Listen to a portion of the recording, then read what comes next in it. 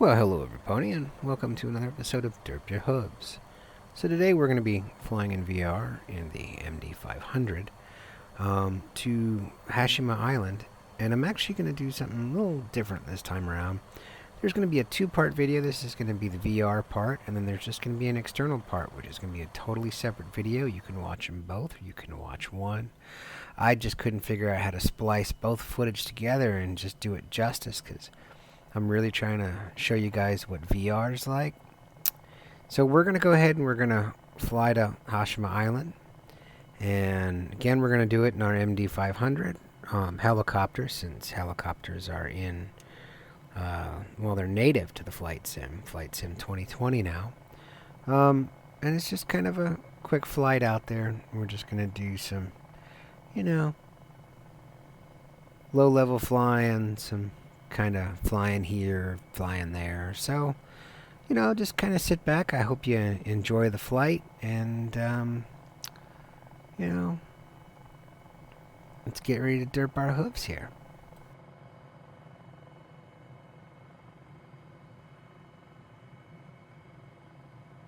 So in case you've never watched any of my YouTube videos, we spend a lot of time in Japan here, and again, it just so happens to be, I guess, to my advantage here that when I'm flying at night, it's not nighttime in Japan, and I like to use live weather and live time. And that's just what we did here, was live weather and live time over to Hashima Island. And again, Japan is actually a series of islands. It's an island out in the Pacific Ocean, east of, Asia, kind of southeast of Asia, like North Korea, South Korea. And there's all kinds of islands. So this is kind of on the southern-ish tip of Japan. And then we're flying to, like I said, we're flying to Hashima Island. But there's actually, like Nakanoshima Island, which is going to be first on our way there. And I believe there's Takeshima Island that we're also going to be flying over, because we're actually taking off from kind of like the Nagasaki Peninsula area. I mean, this is outside of Nagasaki. So Hashima Island's going to be the last stop. Well, it's going to be our halfway point as we go ahead and circle around it. But just remember, there are two other islands. There's Takeshima Island and Nanoshima Island that are on the way to Hashima Island. So I'd like to correct myself there too. I mean, Japan is part of Asia, but it is kind of, southeast-ish off of the by South Korea, more or less. It's real close to South Korea. It's also kind of close to the east coast of Russia. Again, west of Hawaii, but it's closer to Korea.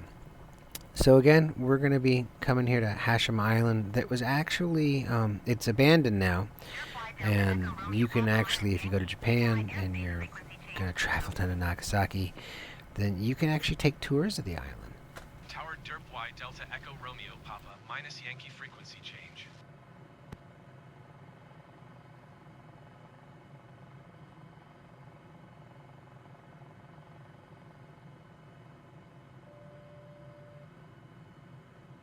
So there it is in front of us, every pony, Hashima Island. So, I mean, this is actually kind of an interesting little island off of Japan.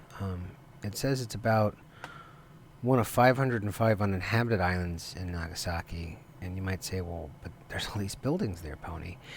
And true, but the island is abandoned because it was a coal mining island. And it closed in 1974. So it was established in 1887, closed in 1974, because they pretty much mined all the coal out of it, and there was coal underground, coal mines, you have to go underground. So to the sea level, and there's lots of stories about this island, some good, some bad. I had heard at some point that people were sent there like as a punishment. Some people went there, I guess, to work, and people actually raised families out there. And there was a hospital. I mean, it was a whole kind of community out there where people would mine coal. And I mean, if you know anything about coal mining is not, exactly the funnest thing to do, and it's not really healthy for your body and, your lungs. You can get, it's like black lung. But so, Japan had just decided that, I mean, they found a natural resource like any other country, and they're like, dude, let's go get it. We need that coal. Because coal's, kind of important for industry. So again, like, I mean, a whole community here. They had schools, a kindergarten, and, like, they built walls. I mean, they really spent a lot of money, getting this place going. So, yeah, I mean, again, like it says here, there were Chinese prisoners of war in World War II that had to work there. So, I mean, not everybody there was a volunteer. And it basically says that, pretty much as, petroleum replaced coal, gasoline, somewhere in the 1960s. So the coal mines began shutting down, and again, they started, I guess, depleting the supply of coal here. So, they pretty much just packed it up and called it a day. And so that's kind of what we're going to do here is we're just going to kind of pack it up and leave the island and go back home. So I guess I would be calling it a day, or just returning to where we took off from. And we're just gonna enjoy some of the local islands, and like I said, some low flying over the water as we get there. Just a little bit of VR fun here. Seeing as how I've been doing some tuning on the VR headset and some tuning on the recordings of VR for you guys. And unfortunately, when I'm trying to live stream in VR, I'm having some issues. But it seems that at least when I'm just recording to my machine, I'm getting some pretty crisp, solid, silky smooth images for you guys. So you really can kind of experience what it's like to fly in VR without all the choppiness you saw in my previous VR videos. So according to the map that I have here off screen, we're headed towards Nakanoshima Island, and I believe this might have actually had a mine that connected to it from Hashima Island. So we're just gonna kind of come in here and just see if maybe we can see a mine shaft or something sticking out, just kind of checking it out.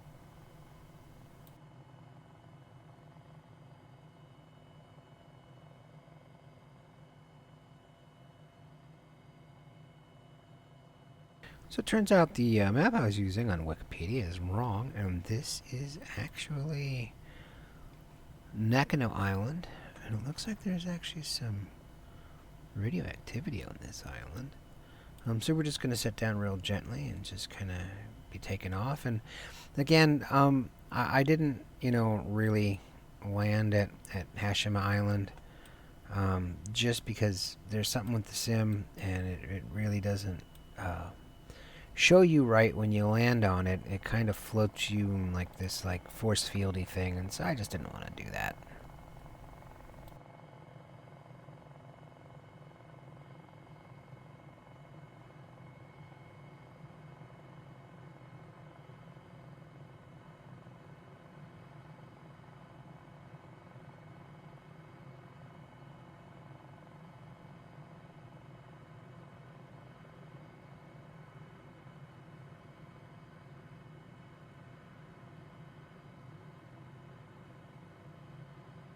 So we're just going to fly here over Takashima Island, and I really couldn't find out much about this island. So just letting you know that's what we're passing over right now.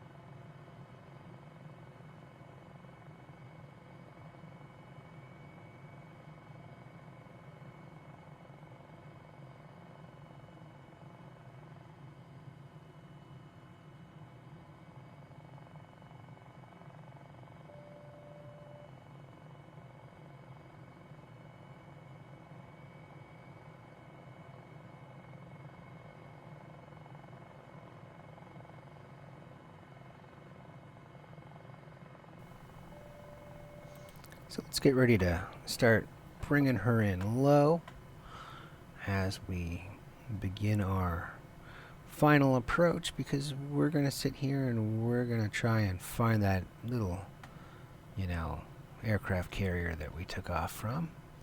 And again, some of this stuff, so the islands itself, and Hashima Island and Japan, and a lot of this is just the stock Asobo scenery that you get, and you do your sim updates and your world updates, and this was the latest in the world updates. And it gives you some, really nice VFR scenery that you're not going to get in many other sims, but you're going to get it here. If you want to fly in Microsoft Flight Simulator 2020, you can take your X-plane and all that, and you can enjoy your ultra-real flight dynamics and sacrifice your beautiful scenery. So we're just going to be sitting here, flying super low in our MD500. Now the aircraft carrier is actually an add-on pack, and I got it on flightsim.to.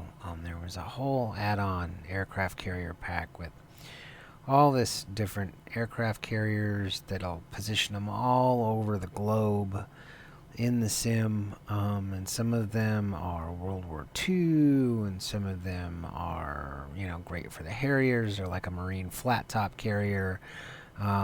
Some of them are more modern. So that's what we took off from, and that's what we're going to go ahead and land on. And I mean, it's coming up.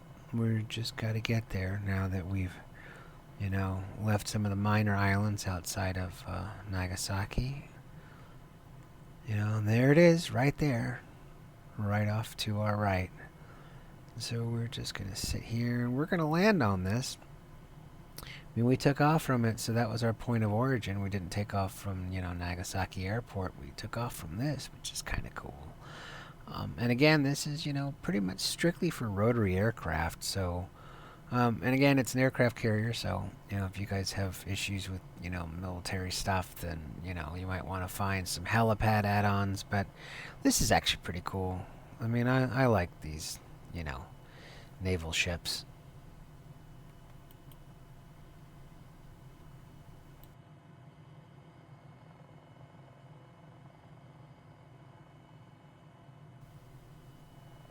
So here we are, circling in for our landing, and we're going to be very careful as we come in. I've done this approach different times. I did it in the Osprey. I failed a bunch of times.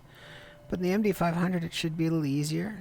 Just kind of looking at our trees here. And there's the carrier off on our right. So we're just going to come in here, and again, we can just sit here and just rotate, slow it down, and use our rudder pedals to apply some torque, and just start rotating her to the right, slowing it down, and dropping down our collective gently so we can get in here. And it's real tricky if you haven't landed a bunch of times, and if you've been switching between helicopters. You got to feather it in, and I'm not sure how high the deck is on this, but just coming real slow, just real slow, and be looking. And I mean, it's gonna take we're almost there. It's just getting there and getting there, and we're almost there, and just inching it forward, just gentle. Oh man, I'm too high. So we're just gonna back off on the collective and just bring it straight, pony, straight.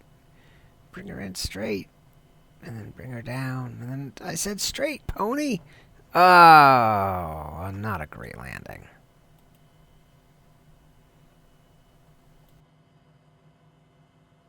Well, not the landing I wanted, but I can just kind of pivot her on the carrier to get her straight, and then, just keep practicing those landings, every pony. I mean, see, it takes practice. So again, if you like what you saw here, please feel free to like, share, subscribe to the Derp Your Hooves channel, and I hope that you enjoy the Part B video, which is not going to be VR, it's just going to be total external. And I wanted to say thank you for watching Derp Your Hooves, and I look forward to seeing you guys in the skies.